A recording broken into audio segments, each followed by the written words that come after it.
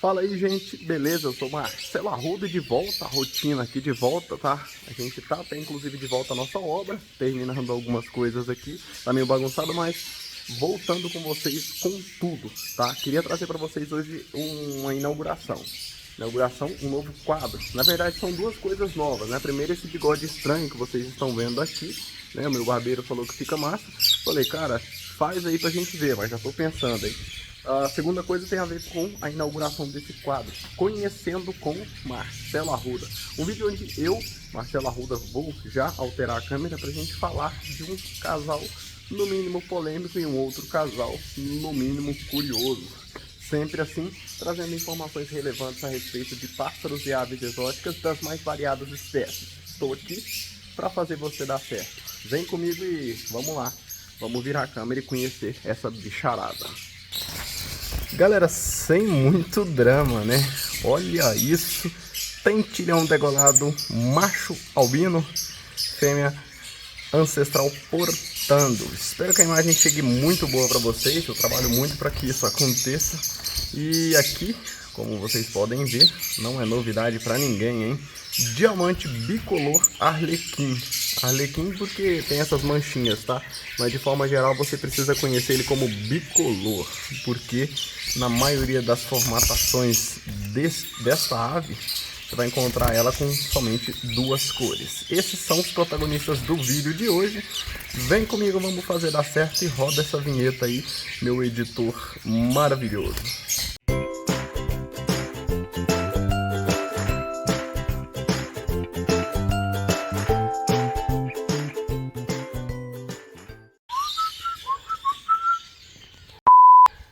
Agora sim, lado de cá da câmera, eu quero contar para vocês duas coisas. A primeira é que nós vamos falar de dois casais, isso você já sabe. E a segunda é que são estes dois aqui, ó. Dá uma olhada. Diamante bicolor arlequim e tentilhado hino. Olha isso. Galera, eu quero te contar pelo menos 3 coisas de cada ave dessa. E rápido, tá? Depressa. Eu não vou ficar enrolando nada aqui com vocês. Quem tiver querendo um vídeo mais longo, uma coisa mais extensa, uma coisa que realmente seja um pouquinho mais morosa, esse não é o vídeo ideal, tá bom? Vamos lá. Primeira coisa que você precisa saber é que aquele carinha lá, ó, principalmente aquele lá, o macho tem a gola vermelha, a fêmea não tem. Tá, isso aí todo mundo já sabe, ou pelo menos a maioria. Esta ave em si é uma das aves aí de maior complexidade quando a gente fala de reprodução. É difícil, literalmente, reproduzir eles. Por que, Marcelo? Quando fala de tentilhão degolado, tem essa trabalheira toda. Na verdade, as aves botam, as aves chocam, as aves têm uma vida / idade reprodutiva legal. Não te dá trabalho nesse sentido. O trabalho tá quando a criatura nasce. Quando você tem filhote desses bichos, você tem realmente, eu digo assim, um desafio. Porque desafiante mesmo, né? De princípio é conseguir o casal, principalmente se for nessas cores. Depois que você consegue o casal, vem a segunda etapa do desafio. Pra gente que gosta de criar bicho difícil, igual eu, que é doido demais, que gosta de ter trabalho com as coisas, é maravilhoso, dá muito certo. Quando nasce o filhote dele, acontecem coisas que pouco se vê em outras aves. A primeira dela é que o filhote é escurecido, é um filhote de cor muito escura, então fica parecendo um coró mesmo no ninho, corozão estranho, e estranho mesmo, tá? A exceção vai para quando é branco, mas mesmo sendo branco, a coloração de pele dele é mais clara um pouco. Você tem a outra dificuldade, que é realmente o teste final, né? A coisa que faz você pensar 2 vezes antes de seguir com a criação desses maravilhosos passeriformes. É o filhote não pedir comida. O filhote desse bicho não pede comida, literalmente. Se você tem uma ave difícil de se encontrar uma ama que trate, primeiro caso, né? Que realmente é complicado, não é simples. E no segundo caso você tem uma ave que é complicada porque não pede comida quando é filhote. Então você vai ter filhotes paradões lá esperando a boa vontade aí, ou a morte chegar. É quase isso. Infelizmente eu tô rindo, mas não é de alegria. É uma tristeza porque realmente é bem complexo você reproduzir eles. Então se você quer uma criação desafiadora, te convido a participar da criação destes passeriformes aqui. Marcelo, mas eu já vi gente que tira muito. Uma coisa é você começar, né, de fato. Outra coisa é você conhecer, você ter a prática, você ter as manhas, né? Aquela velha conversa. Uma coisa é você ter a faculdade, outra coisa é você ter as manhas. É tipo isso mesmo, a prática aqui julga muito. E a prática forense mesmo, a prática de campo. Você precisa estar fera, você precisa estar blindado aí sobre o que acontece, porque vai ter muita perda, você vai ter muita... vai dar muita cabeçada na parede aí até acertar com esses passeriformes. Lembrando que o nome é tentilhão degolado, um pequeno passeriforme aí super tranquilo, você tem uma convivência legal em viveiro, você tem um período de reprodução que geralmente gira em torno de fevereiro a agosto, o período de pico, chegando em alguns casos até dezembro, tá? Mas o pico mesmo vai de fevereiro a agosto, então é um período legal, um time bom de reprodução. A idade que eles começam a reproduzir geralmente fica por volta de 10, 11 meses, você já tem as aves prontas para reprodução e dando sequência, né, a essa questão da reprodução, modelo de ninho, caixa externa ou interna, dos dois jeitos dá certo. Material para ninho, você pode ter aquela fibra de coco, palha ou de repente uma grama que você podou aí na sua casa e deixou secar, já vai atender com tranquilidade este passeriforme. Muito tranquilo de criar, bem complicado de reproduzir. O resumo do tentilhão degolado é este. Então, fiquem com um pouquinho mais de imagem deles e a gente já segue para os outros protagonistas que estão aqui, todo acelerado.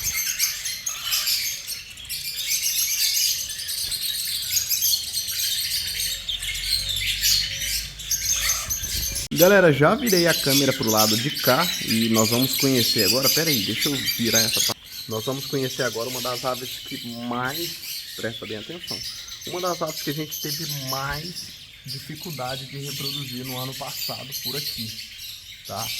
Definitivamente foi uma luta e eu vou te explicar o porquê que aconteceu isso e o porquê que hoje eu tenho tão somente esse único casal que vocês estão vendo aqui disponível. Vamos lá. Seguinte, começando pelas características físicas, é um passeriforme pequeno e geralmente o temperamento dele é calmo quando a gente fala de convivência harmônica em grupo. Quanto à coloração, uma coloração preenchida, né? Uma coloração viva na sua mutação ancestral, uma coloração média pálida na sua mutação arlequim, que é esta que vocês estão vendo. Imagine só, o ancestral ele é sem essas manchas amarelas, ele é um verde, como vocês podem ver, da face vermelha e tão somente isso. Por isso fala bicolor, duas cores, né? Teoricamente seria isso. Algumas pessoas chamam de diamante papagaio. Como é que eu sei quando reproduzir ou como reproduzir esse bicho, Marcelo? Me dê uma luz. Aqui o detalhe vai para algumas coisas e não é aquele bicho complicado de reproduzir como a gente viu lá nos nossos amiguinhos tentilhões degolados. Não é complicado igual eles. Porém, é uma ave que exige um pouquinho mais de inteligência quando o assunto é estrutura, tá? Você precisa realmente saber o que você está fazendo aí de estrutura para dar certo com esse bicho. E tá tudo bem. Quando você descobre ou quando você realmente considera de fato o quesito estrutura como prioridade, você tem uma performance elevada na reprodução. Que estrutura que é ideal para esta ave? Aqui a gente tem uma gaiola de 70 centímetros. Gaiola de 70 centímetros. Eu coloquei isso aqui, gente, de repente vocês estão curiosos, né? Pra ver, mas a título mesmo de entretenimento para eles. Eu gosto de pegar isso aqui. É uma erva daninha, um capim comum. Estava plantado ali numa areia, né? E areia dessas de construção civil mesmo. coloquei para eles porque eles gostam de ficar puxando, de ficar brincando e etc, etc. E para os passeriformes, quando a gente trabalha com esse tipo de material, principalmente raízes, eles acham muito bom. É um entretenimento bem legal. Então não tem nada demais aqui, são só raízes comuns aí de um capim qualquer, tá? Isso é realidade nos passeriformes. Nos psitacídeos a gente tem os brinquedos, aquelas coisinhas de madeira, aquelas coisas todas trabalhadas. Aqui nos passeriformes tem uma simplicidade maior nos entretenimentos, mas o enriquecimento ambiental, a questão de saúde e bem-estar segue como prioridade também. Então a gente sempre faz isso aqui, praticamente dia sim, dia não, eu coloco alguma coisa para eles puxarem, para eles se entreterem, para eles brincarem aí. Voltando com o nosso coleguinha aqui, diamante bicolor, essa é uma mutação Arlequim. Essa mutação, ela tem como característica, como eu disse para você, essa pigmentação amarela. De normal você não vai ter isso. Normalmente ele é todo verde, face vermelha e cauda vermelha, como vocês podem ver.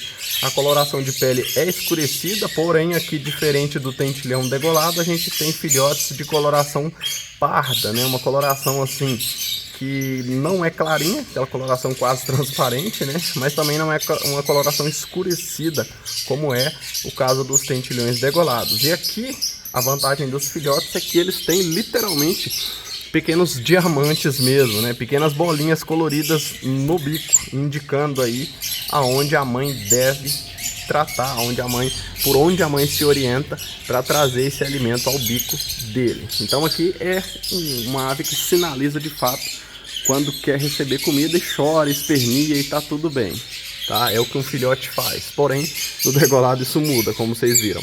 Questão de ninho é praticamente um padrão de passeriformes, tá? Não são todos, vai ter um ou outro que vai variar, mas é praticamente um padrão você ter ninhos aí externos ou internos dando certo.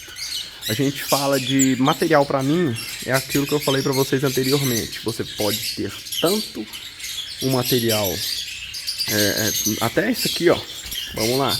Até essa raiz aqui, por exemplo, já serviriam para eles fazer ninho. Quanto mais in natura você puder trazer para eles, melhor. Ah, Marcelo, eu tenho dificuldade para conseguir isso aqui. Galera, vai ter um link na descrição onde tem alguns materiais desses disponíveis para você comprar se você quiser, tá? Já tratado, já tudo certo, já vai adiantar a sua vida, tá? É o que a gente faz. Agora, se você tem tempo, de repente até uma graminha assim, ó, você põe para secar, um capinzinho assim já atende, tá? E ninho, como eu falei, caixa interna ou externa. Medidas do ninho, Marcelo, agora vai para você anotar, tá bom? Você vai ter uma medida, por exemplo, num ninho de caixa externo, um ninho de caixa onde você vai colocar por fora da gaiola e só a porta que fica para dentro. 25 de altura, 20 de largura e 20 de profundidade. Nestas medidas aí você vai conseguir atender com tranquilidade os passeriformes, ou pelo menos a grande maioria deles. Quando é interno, Marcelo, você troca essa altura por comprimento. Então seria 25 de comprimento, 20. Quando eu falei para vocês lá no começo do vídeo que eu tive dificuldade na reprodução desta ave no ano passado, eu não disse por quê, né? Disse que diria pra vocês isso agora. Disse que diria, ficou bom, hein? Deixa eu vir aqui. Galera, a maior dificuldade que tivemos aqui foi encontrar um equilíbrio quando a gente fala de clima-tempo. Imagina só, aqui por exemplo, não sei se pega, tá vendo aqui? Eu trago eles aqui para um ambiente externo para trazer os vídeos com a melhor iluminação para vocês. E como eu falei para vocês, a gente está em obra, tá vendo? A gente levantou o ponto dessa parede, vai fazer uma pintura, vai colocar as madeiras, vai fazer várias coisas aqui ainda. Tem muita coisa para acontecer. Inclusive tem um casalzinho de rosela ali, ó. A gente vai soltar ele no gaiolão de 1,50 m ainda hoje, isso é porque chegou hoje, né? Tá até com a etiqueta ali. Quando a gente fala de clima-tempo, tá quente, tá frio, tá isso, tá aquilo. Para esta ave aqui, isso faz uma diferença danada, principalmente se você tem um clima extremo demais para mais, né? Quente demais, vamos falar assim.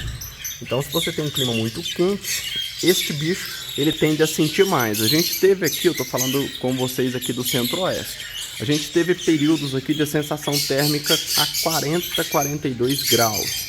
E a temperatura de choco desse bicho é 37,7. O ideal, a gente equilibrar de fato. Então, se você tem uma temperatura externa maior do que a temperatura febre choco, que seria a temperatura ideal para eles, acaba que você perde os ovos. Muitas das vezes descontrola, às vezes o embrião morre no ovo, né? Sem nem ter oportunidade aí de desenvolver, porque realmente é quente, umidade pouca. E agora a gente tá num período legal, tá num período de até chovendo até hoje. Tô gravando esse vídeo para vocês em março de 2022 e tá chovendo até hoje, tá bom. A gente percebe performance, percebe melhora, percebe uma aceitação melhor. As aves ficam mais no ninho, então a coisa tá fluindo. Esse ano tem tudo para ser um dos melhores anos aí para reprodução destes aqui. Inclusive dos outros passeriformes passaram por este período sem problemas, para você ver que tem peculiaridades de espécie para espécie. Então o conhecimento é válido aí, é bom você saber um pouquinho de cada espécie. Tá aqui um resumão aí do que é diamante bicolor e do que é pentilhão degolado. E como vocês podem ver, eu não preciso nem falar, convivem muito bem com outras espécies. Se você pensa em aves para viveiro, aves para colocar juntas, ou de repente por algum motivo você quer ter muitas espécies aí, nem que seja para exposição, tá aqui duas opções, tá bom? E galera, conto muito com vocês, tá? Deixa eu virar aqui. Conto muito com vocês quando a gente fala na questão de produção de conteúdo. Por que eu conto com vocês? Porque eu preciso saber o que você quer ver aqui para eu trazer para você, tá? Simples, prático e rápido. Espero que vocês tenham gostado do vídeo e deixe aqui nos comentários qual ou quais são as aves aí para o nosso próximo vídeo. Conto com vocês e que Deus continue abençoando.